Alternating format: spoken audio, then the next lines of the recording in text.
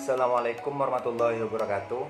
Perkenalkan, nama saya Reza Mahendra dari kelas 1D Penjaskesrek.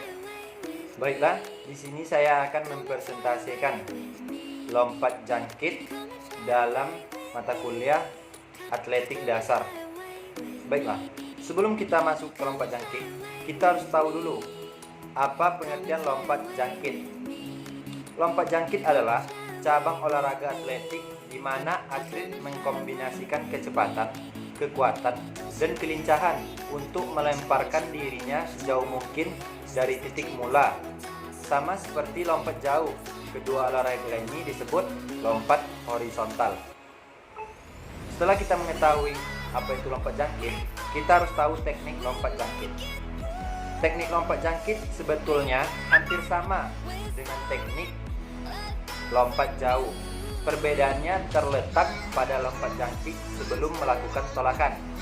Pada lompat jangkit, ketika melompat didahului dengan melakukan tolakan untuk berjingkat dan melangkah. Kemudian setelah itu kita harus tahu gaya yang ada pada lompat jangkit. Gaya pertama adalah gaya menggantung. Pastikan kedua lengan berada di samping telinga dan dalam keadaan lurus ke atas. Kedua kaki dirapatkan dan diayunkan dari belakang ke depan. Pada awal tolakan, dada agak sedikit dibungsungkan dan digerakkan ke belakang. Badan dan lutut saat di udara diayunkan ke arah depan dengan lengan yang maksimal. Gaya berjalan di udara. Kedua, gaya berjalan di udara. Ketika berada pada posisi awal tolakan, posisi dada sedikit dibusungkan, kedua lengan diayun ke belakang seperti orang yang sedang berlari. Kemudian posisi kedua kaki diayun ke depan dalam gerakan seperti orang yang sedang berjalan. Setelah itu kita harus tahu dari gerakan awalan sampai mendarat. Baiklah, pertama gerakan awalan atau bisa dikatakan approach. Gerakan awal lompat jangkit. Teknik awalan lompat jangkit diawali dengan mengambil ancang-ancang sekitar 10 sampai 20 langkah yang disesuaikan dengan keinginan masing-masing. Langkah tersebut setara dengan jarak 45 meter menuju papan tolakan pertama, yaitu hop. Tujuan awalan lompat jangkit tentunya agar mendapatkan kecepatan ketika melompat. Kemudian yang kedua, gerakan jingkat atau hop.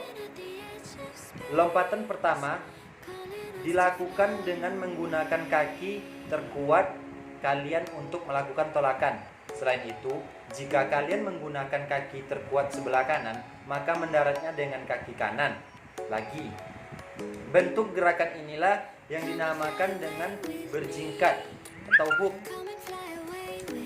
Hal itu juga dimaksudkan agar menghasilkan jarak lompat yang jauh.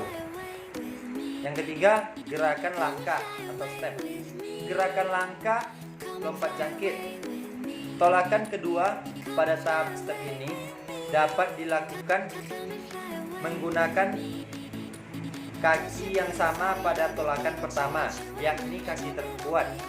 Sederhananya, pada saat melayang, segera kaki satunya diayunkan dari belakang ke depan atas. Lakukan hal itu bersamaan dengan kaki kanan ditolakkan ke atas ke depan.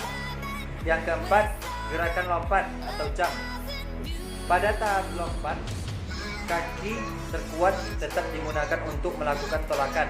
Singkatnya, begitu kaki kalian mendarat, usahakan kaki langsung melakukan tolakan ke arah depan dengan membungkukkan badan agar condong ke depan. Kenapa harus dibungkukkan? Alasan agar tubuh tidak terlalu banyak bergesekan dengan udara yang akan mengurangi jarak lompatan dan tubuh siap untuk mendarat tanpa risiko jatuh ke belakang. Yang terakhir, mendarat. Gerakan pendaratan lompat jangkit. Cara melakukan pendaratan lompat jangkit ada beberapa, antara lain adalah saat akan mendarat, kedua kaki diangkat atau dibawa ke depan lurus. Usahakan badan dibungkukkan ke depan dan kedua tangan lari ke atas dibawa ke depan. Mendarat dengan kedua kaki seperti mengeper. Gerakan ini dapat dilakukan dengan cara membengkokkan kedua lutut. Selanjutnya, berat badan dibawa ke depan supaya tidak terjatuh ke belakang. Kepala ditundukkan dan kedua tangan ke depan. Baiklah, hanya sampai di sini yang dapat saya presentasikan. Lebih dan kurang saya mohon maaf. Kalau ada kesalahan, mohon di komen dan diberi penjelasan dengan baik. Terima kasih. Saya ucapkan assalamualaikum warahmatullahi wabarakatuh.